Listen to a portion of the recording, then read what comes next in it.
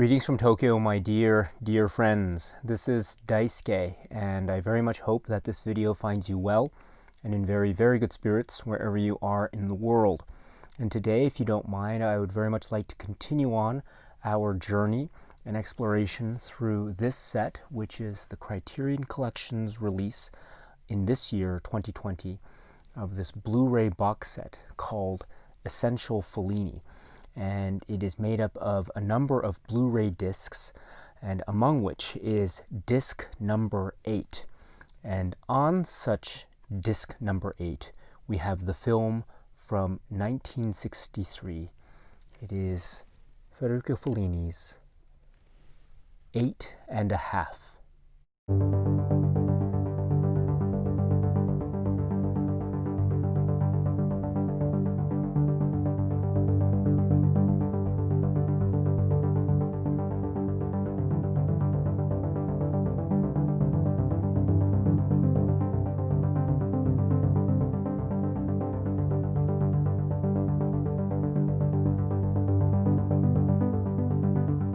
Film from 1963, and it is of course directed by Federico Fellini, and it is based on a story which is credited to Fellini as well as to Ennio Flaiano, and screenplay credited to Fellini and Flaiano as well as to Tullio Pinelli and Brunello Rondi, with art director and production design credited to Piero Gherardi, and music by Nino Rota, and cinematography Gianni del Venanzo and others. And it stars, among others, Sandor Milo and Anuka May and Barbara Steele and Claudia Cardinale and Edgar Gale, and of course Marcello Mastroianni as the main character, Guido. This is the one-of-a-kind, unique masterpiece from the one-of-a-kind, unique filmmaker Federico Fellini. This is his Otto e Mezzo, or 8 and a Half. If we were to try to think about what 8 and a Half is about, I think we can start, or we can rely upon the fact that the film is centering in on this main character of Guido, played by Mastroianni, who is a filmmaker and artist, but he seems to be a filmmaker and artist in crisis and confusion. And I think those are the keys, because this is a story about a man who is in multiple states of confusion and chaos. I hinted at it just a moment ago, which is one of those states is, I think, undeniably that of an artist not necessarily knowing what the answers are, on an artistic front. He is a filmmaker asked to make a film for producers. He is, in essence, a filmmaker for hire. And so there are some questions of an artistic, of an artistic nature, in terms of whether it is him as an artist answering the call of his art and making something for the sake of his art, or perhaps he is bowing to the forces of commercialism, thus sacrificing aspects of his art, or perhaps he doesn't even know what the answers are. And I think that is the source of his confusion as an artist. In other words, a story of an artist in crisis.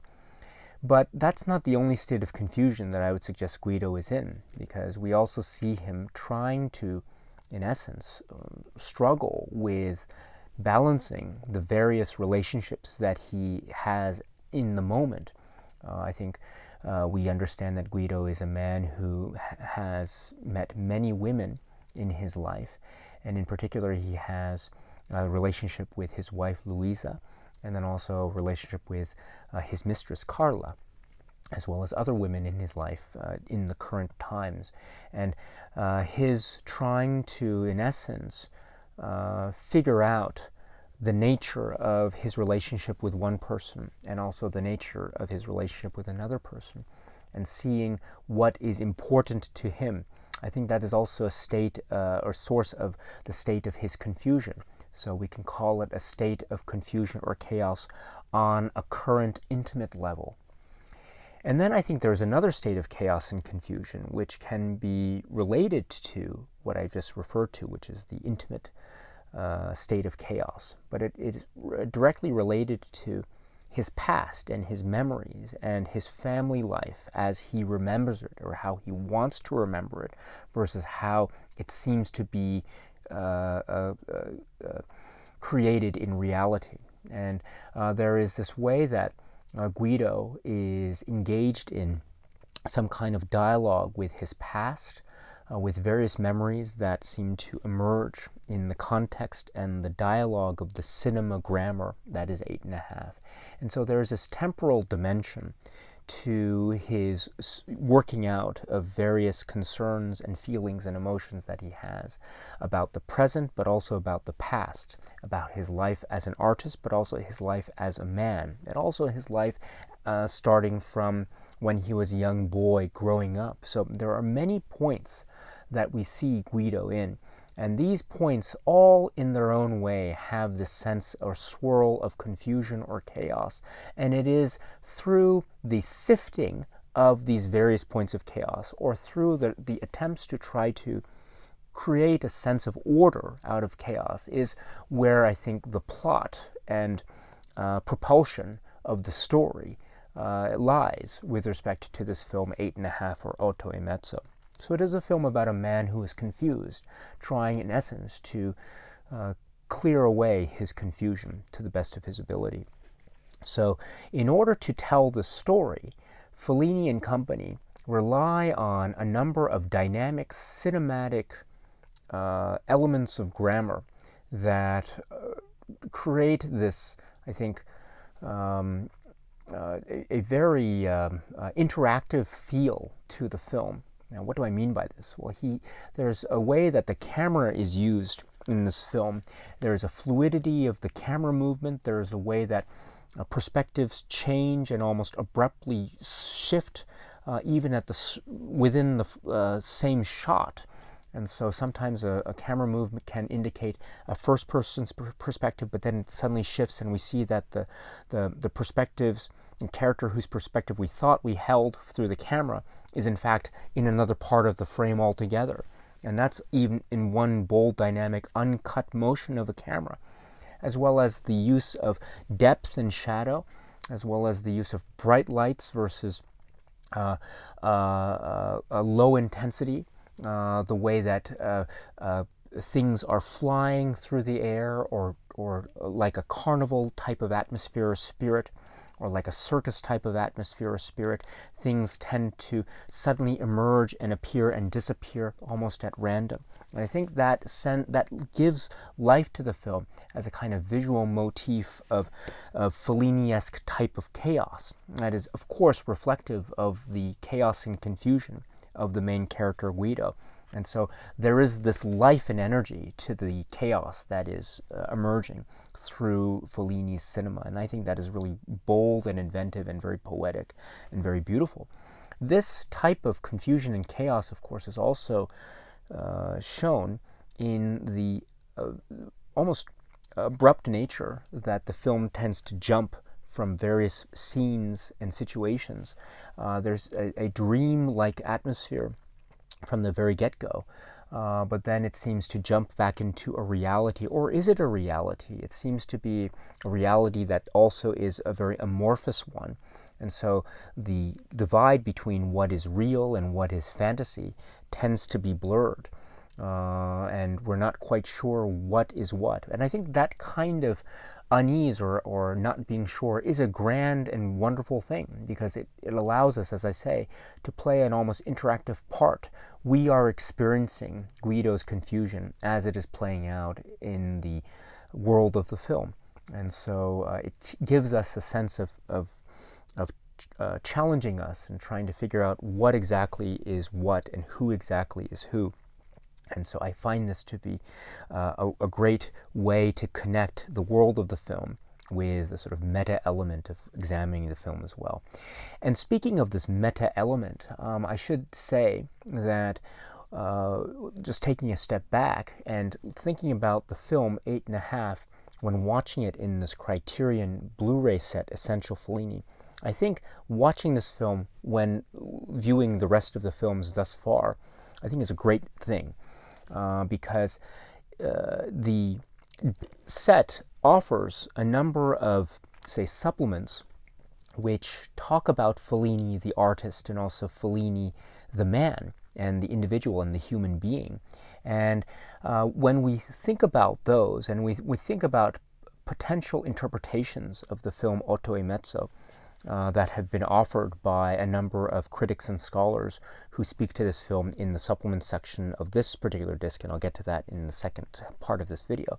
But when we think about the potential interpretations afforded to this film, I think there is room to consider a little bit of Fellini is being expressed or examined in cinematic terms in Otto e Mezzo. Now, I'm not suggesting that the film is purely and directly an autobiographical account of Fellini's life, but I think there are some echoes and some parallels that can be made to a certain degree.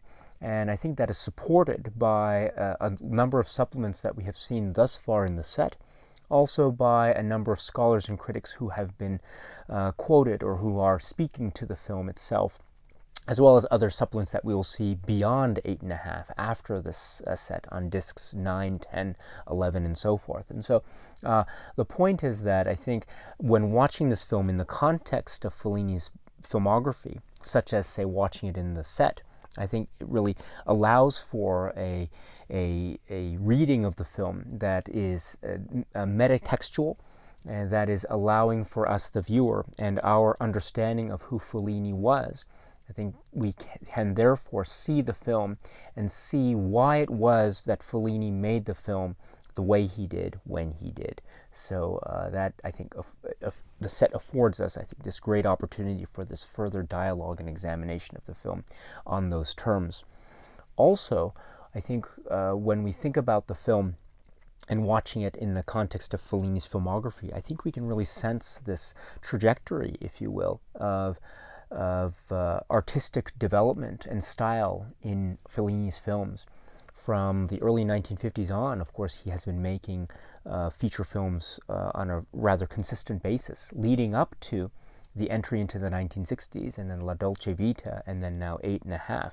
And so I think we can identify certain aspects of 8.5 that are, of course, linked to Fellini's past works. For example, the focus on juxtaposition of duality, various dual themes emerge in this film: light and shadow, sort of guilt and expressions of sexual freedom, and also fidelity and non-fidelity, and the like, and childhood innocence versus the concerns of adulthood.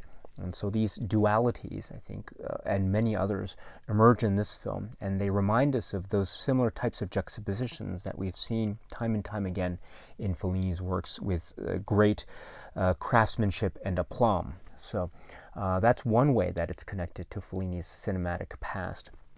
Another way, of course, is we have the examination of human relationships, relationships in particular between men and women, or to be specific, the Marcello Mastroianni character here, Guido, and the various relationships, a lot of women that he has met in his life and that he currently knows in his life.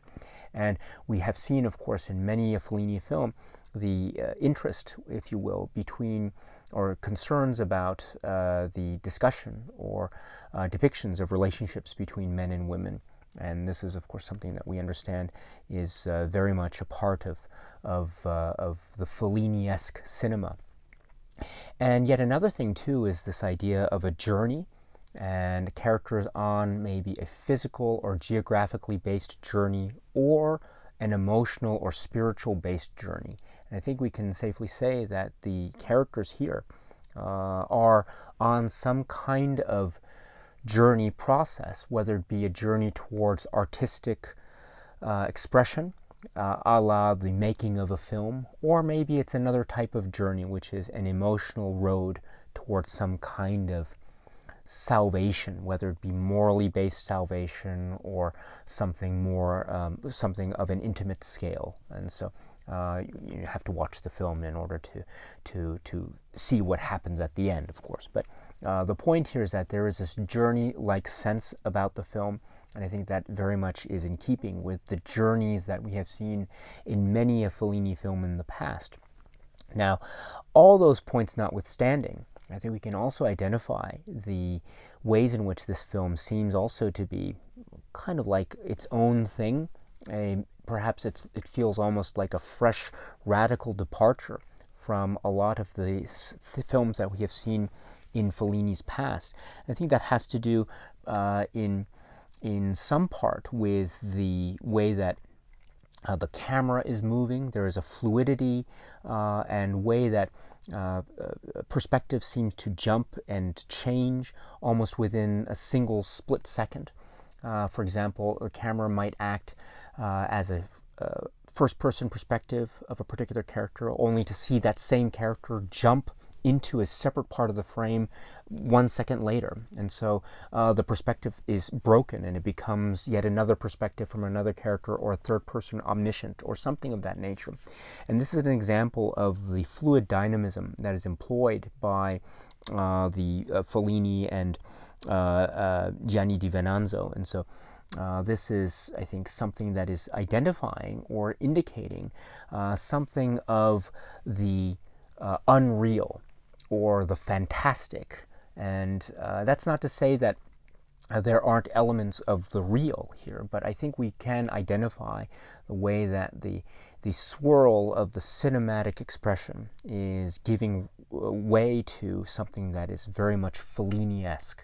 There is a carnival-like atmosphere. There is a circus ring-like atmosphere to the proceedings. It feels like something that is being constructed. It feels like something that is, and I mean this positively, artifice. And it feels also very much like using artifice and using this fresco-like means of presenting artifice, but using it in a way to try to get at something that is true and emotional. And I find that type of dialogue between various modes of a cinematic expression, I find that dialogue to be so moving. And it always reminds me that the film and the filmmaker are using these tools, or using this world of the Fellini-esque carnival-like cinema, but always using it in a way to try to get at the emotional core of the characters. So perhaps in that way, ultimately, it is a film that is very much in keeping with the early works of Fellini, because after all, we have always seen from Fellini's cinema that ability for him, through his camera, to try to capture the essence of each and every human being that appears in his films.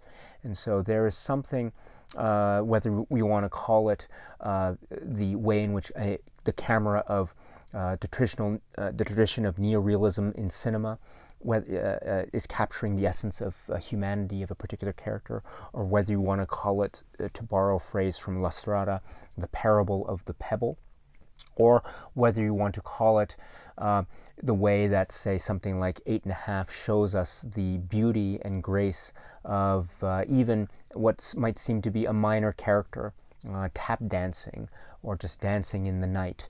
And that these little details are very indicative of the way that Fellini's cinema, even, and perhaps especially in the mode that it finds itself in at the time of Otto e Mezzo, it still is keenly focused on trying to capture the essence of the humanity of the characters. And that's true for characters that appear and disappear in a moment, or that's true for the characters that are more prominent, such as our main character, Guido.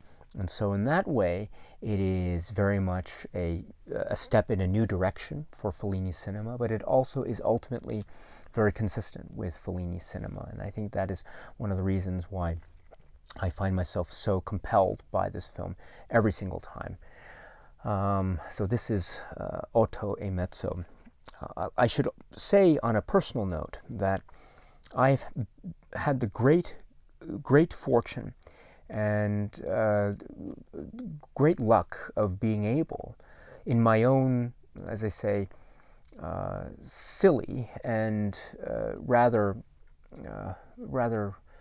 crude way to try to talk about this film, Eight and a Half, on other videos in the past, on other occasions.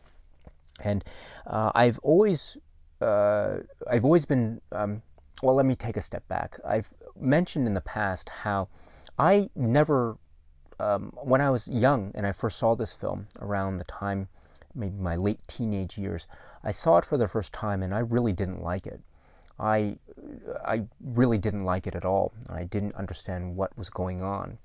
But with the passage of time and with more exploration of Fellini's works in other films, and also with the various life experiences that I personally experienced growing up through my 20s and into my 30s, I re-examined or I re-explored this film on those terms, and I grew to not just like the film, but I grew to really love and admire the film. And I love the film very much because it seems to be very much a personal, subjective expression on very, as I say, individualized terms. I mean, it doesn't pretend to be anything other than what it is. And I think through that, it really is a very it's something that I think can lend itself to healthy re-examination, especially for me in my own personal journey as I grow up and grow older. I see this film in different lights, and because of that, I really admire it as a work of art. And I think I also admire it very much too because it is not afraid to show faults, and it shows certain aspects of the main character and perhaps even extensions of Fellini himself in a way that is not always in a positive light. I mean, there are views, for example, of the various women that the main character has that might not be the most sympathetic in terms of how we view this particular character. But it is, I think, unashamedly trying to portray this subjective view. And, the character, or perhaps the artist himself, he cannot help but feel the way he feels. And so he is expressing it in the way that he is trying to. And perhaps it might lead to some kind of criticism, or it might lead to some kind of embarrassment. But still, there is this, I think because of that, I really admire it even more because it is an unabashed type of expression of something that someone really feels. And there is a way in which there's a kind of honesty, if you will, in the way that, for instance, chauvinism is expressed, or the way that maybe a certain bit of maybe artistic arrogance is being expressed. And these might not necessarily be wholly positive traits all the time, but the fact that they're being presented here in what I sense is a very sincere, honest way is something that I really admire as a work of art. And I find myself very much moved by the way in which this is basically laid bare out in the open, and laid bare in a way that is also being deconstructed out in the open. But it's also being deconstructed in the hopes of leading to some kind of resolution that is beneficial to as many people as possible. And so I find that to be very admirable as a work of art, and I find it to be very moving and emotional as also a work of art. And so that is why I find this film now in my where I find myself in my life right now. I find it to be perhaps one of my absolute favorite films from Federico Fellini. If I had to answer the question, what is my favorite film by Federico Fellini? I don't know what I would say, but the chances are really good that I would respond to that question with the title, Otto e Mezzo. So this is the film 8.5, Otto e Mezzo. I would also like to point out that the Blu-ray disc here, disc number 8, which is, I like that number, by the way. If Criterion had said that this was disc number 8.5, I thought that would have been a very nice touch. But anyway, disc number 8. We have a number of supplements here on disc number 8 with 8.5 that we actually saw in an earlier release by Criterion, which is the Blu-ray here from 2009. Before I go any further, though, I should point out that the Blu-ray here from 2009 at spine number 140 was purported to be based on a high-def digital transfer of the film, whereas now I understand we're getting the Blu-ray presentation purported to be based on a new 4K restoration of the film. And so we are getting a new presentation on physical media form. I thought the earlier Blu-ray, I think it still looks great, but you're going to get a great presentation with this new box set. So that might be something to consider. But with that, we also have the supplements. Now, the supplements that we found here are, for the most part, going to be found on the Essential Fellini Disc 8. So those are a 7-minute introduction or talk with the director and filmmaker Terry Gilliam. And this is Terry Gilliam talking to us about his admiration for the film 8.5, how it seems to be an authentic expression of artistic confusion and chaos, and it's something that Terry Gilliam himself admits to feeling because he is also an artist and a filmmaker, and so he finds that the way that the creative process is being expressed in 8.5 is very accurate. So that's very interesting. He also talks about the way that it seems to be capturing, for lack of a better phrase, the point of view of a child and the viewpoint and perspective of children. And this is also very significant thematically in the film Otto Mezzo because of the way that memory and dreams and childhood are also being interwoven into the narrative in a very magical and almost a mysterious way, asa nisi masa and all that. So that's a good point, another good point by Terry Gilliam. And also he's speaking about the use of time and fluidity, and also the nature of Fellini as a cartoonist back in the day, and how this perhaps might be the reason why he's able to stretch out reality and to exaggerate it as he does in 8.5. And he also speaks to this point that I was trying to bring up earlier, which is it is in many ways a story about a man and depicting a man objectifying women, but it is also an honest view of how this particular character feels about women, and so and it's there. And in that process, he is trying to come to grips with the various relationships, and he is trying to reach some kind of conclusion or some kind of peaceful state of being that is not just one way, but it is a mutual thing. And I think that is one of the core emotional parts of the story. And I'm speaking specifically about his relationship with the character of Luisa. And so I really admire the way that Terry Gilliam is describing this, how it is an honest portrayal of this aspect of the male psyche as personified by Guido. So, and he also mentions Saragina, and which is one of my absolute favorite moments of this film. There are so many great moments, but that's one of them for me as well. So anyway, so that's the Terry Gilliam intro to the film. Then we have a 50-minute or so documentary called The Last Sequence. And The Last Sequence is a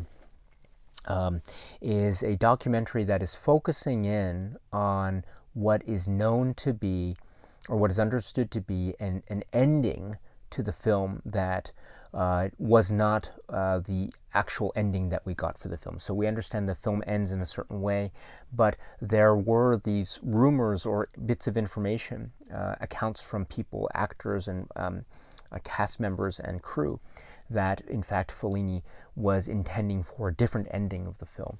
And in fact you can get a little bit of a discussion of this in another supplement that is found, if I recall, on the disc for Variety Lights, disc number 1. the documentary called I'm a Born Liar. But here we have more discussion of that aspect of the film. It also gives the opportunity for discussion of other aspects of the film, Fellini, and also the use of still photography for the primary components of this documentary. So it's a talk about the specific part of the ending, but it's also an opportunity for a broader discussion in the context of 8.5 as a whole. So it's a really nice, balanced visual essay type of documentary. And so it's really wonderful. And then we have another documentary which is Between Cinema and Concert, which is focusing in on Nino Rota, the composer and the musician. Now, this is approximately 47 minutes. This is, I think, also very essential, not just regarding 8.5 Otto e Mezzo, but regarding the majority of the career of Federico Fellini. I think if one were to think about one of the magical aspects of Fellini cinema, it would be the music. There are so many iconic themes and so many magical points that are enhanced because of the music that is used, and that is due to the collaboration between Fellini and the great Nino Rota. And so this documentary is reminding us of the genius of Rota and where he came from and what his background was and how he was he loved music. He was he composed classical compositions, and he was also creating film scores. And he had this wonderful, almost utopian view of classical music, and that really gave way to many interesting aspects of the various film scores that he provided. There's also some very honest assessment as to certain aspects of what is described in this documentary as self-plagiarism, which is a very interesting part of his career, especially when we remember what is considered by many to be one of the most famous Nino Rota compositions, is the work that he did for the film The Godfather. And so, but the Rota-Fellini relationship is also spoken about in this documentary, the latter part of it, and it's spoken about really beautifully, and it is relying on this relationship, and it reminds us just how truly historic this collaboration was. I mean, this is one of the great cinema collaborations of all time, Fellini and Rota, and we have great examples of this all the way. La Dolce Vita, 8.5, La Strada, Nights of Cabiria, etc. So this is, and it's going to continue on, as we know. And so, and I want to say that in particular, the soundtrack for La Dolce Vita and the soundtrack for 8.5 Otto e Mezzo, golden, absolutely golden. And so among my favorite soundtracks ever. So this is a really important contributor and collaborator in the world of Fellini, and so it's great to have this opportunity to watch this documentary. Again, just like the other supplements thus far discussed, it is found on the earlier Blu-ray, but you can still get it here. Again, the talk about Nino Rota. And then we have a one-on-one interview conversation from 2001, approximately 26 minutes. And this is with the actor Sandra Milo. And Sandra Milo is a very important actor in the film 8.5. She plays a very key role, a very vivacious and energetic role, that is the character of Carla. And Carla is a very important character in the context of the story 8.5. And Sandra Milo's performance as Carla is so superb. It blends comedy and a little bit of there's a well, the 8.5 is also a funny film. It is so funny, and many of the comic moments come from the genius of Sandra Milo's performance as Carla. And there are some moments that are just sagulp. It's one of a kind, fantastic stuff. And but this is Sandra Milo, right? And Sandra Milo is talking in this nearly 30-minute interview on very emotional and intimate terms about her relationship, both professional and personal, with Federico Fellini, and the intimate detail that she goes into is very moving and very touching, and as I say, it's very honest. So what a great interview this is with Sandra Milo.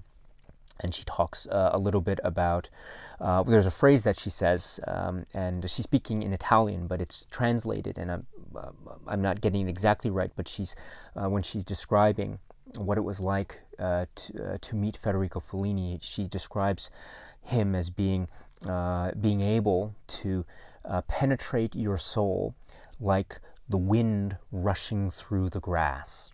I thought that was such a wow. So, and she also speaks about what could have been in terms of the film Amarcord and the character of Gradisca, but and other similarly fascinating anecdotes about her relationship, again, both personal and professional, with Federico Fellini. So this is very interesting and well worth watching if you haven't already. And then we have the interview, also from 2001, approximately 17 minutes, with Lina Wertmüller. And we understand that Lina Wertmüller acted or served as an assistant to Fellini on this film, and also on an earlier film. And so we have her comments about Fellini himself, how he was, according to her, he was like he had these qualities of being able to bring out the best in everyone, and so he was able to open up the potential of all the artists and collaborators that he was working with. So that was one of the great points of genius, according to Lina Wertmüller. And she speaks about how the film 8½, is about an artist in crisis. And it also serves about, she uses a great phrase to describe it also, which is conscious of the conscience of family. And there is, again, that ideal of the idea of a juxtaposition of two disparate elements, the duality.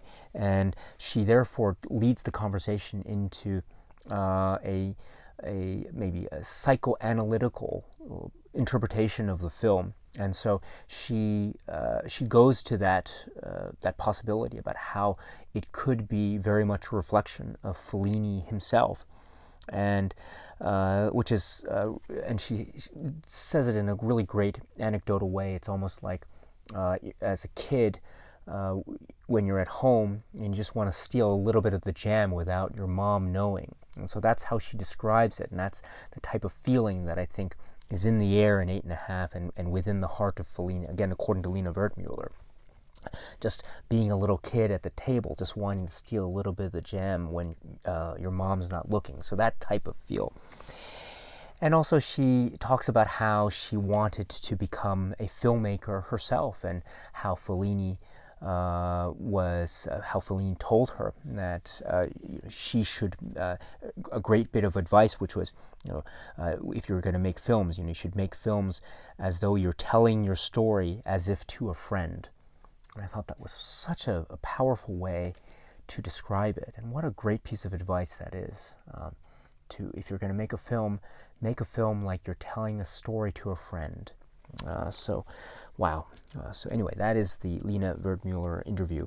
So again, the Sandra Milo interview and the Lina Wertmüller interview, were also found on the earlier Blu-ray.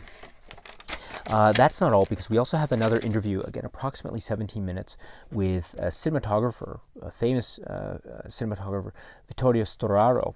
And Storaro himself was not involved directly in the making, I understand, of 8½. But he does talk about the nature of cinematography, the use of light and shadow, and also a brief description, a very helpful one, of the evolution, if you will, of cinematography in Italian cinema in the 50s and into the 60s.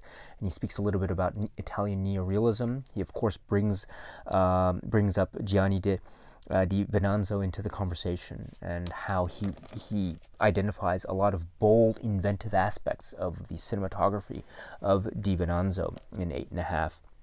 And this idea of the magical quality, the unknown. I've mentioned it before, but Asa Nisi Maza and the like. So I think this is a great assessment by someone who knows what is good cinematography. So, and he's giving us, I think, a very nice assessment as to the importance and the development of cinematography during Italian cinema during these times, and also specifically when talking about 8½, cinematography, which is one of the great strengths, as we know, of 8½. I mean, the way that light and shadow are just bouncing back and forth in this festival type of atmosphere is just mind-boggling. So anyway, great stuff.